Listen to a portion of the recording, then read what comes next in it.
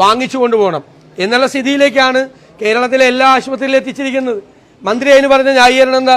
സ്വകാര്യ ആശുപത്രിയിൽ സാധനം വാങ്ങിക്കുന്ന വേഗത്തിൽ മേടിക്കാൻ പാടില്ലെന്ന്. ഇത് തുടങ്ങിയിട്ട് 2-3 കൊല്ലമായി. ഞങ്ങൾ 2024 നിയമസഭയിൽ ഇത് പറഞ്ഞതാണ്, 25 പറഞ്ഞതാണ്, ഇപ്പോഴും പറഞ്ഞതാണ്.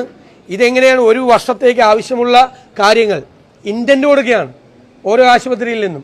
ആ ഇൻറ്റൻറ്റ് കളക്ട് ചെയ്തിട്ടാണ് മെഡിക്കൽ സർവീസസ് കോർപ്പറേഷൻ ടെൻഡർ വിളിക്കുന്നത്. ആ ടെൻഡർ ഈ സാധനം വാങ്ങിച്ച് സ്റ്റോക്ക് ചെയ്യാണ് ഓരോ സാധനങ്ങളും. ഇല്ലെങ്കിൽ അതാത് സമയത്ത് അവർ സപ്ലൈ ചെയ്യാണ്. ഓരോ മാസത്തിന് മുമ്പ് സപ്ലൈ ചെയ്യേണ്ട സാധനങ്ങളുണ്ട്. ഇതിനെന്താ സംവിധാനം? അതിനാണ് മെഡിക്കൽ സർവീസസ് കോർപ്പറേഷൻ ഉണ്ടാക്കിയത്. ഇതെല്ലാം ഭംഗിയായി കേരളത്തിൽ നടന്നു പോയിരുന്നു. അതൊന്നും ഇപ്പോൾ നടക്കുന്നില്ല. പ്ലാൻ ഫണ്ട് തന്നെ കട്ട് ചെയ്തു ആരോഗ്യരംഗത്തേക്ക്. ആവശ്യമായ പണം കൊടുക്കുന്നില്ല. മുഖ്യമന്ത്രി പറഞ്ഞത് സംസ്ഥാനത്തിന് യാതൊരു സാമ്പത്തിക പ്രതിസന്ധിയില്ല, ധനപ്രതിസന്ധി ഉണ്ടെന്ന് പറയുന്നത് വികസന വിരുദ്ധരാണെന്നാണ്. അപ്പോൾ കേരളത്തിലെ ഈ പറയുന്ന സർക്കാർ ആശുപത്രികൾ അല്ലെങ്കിൽ മെഡിക്കൽ കോളേജ്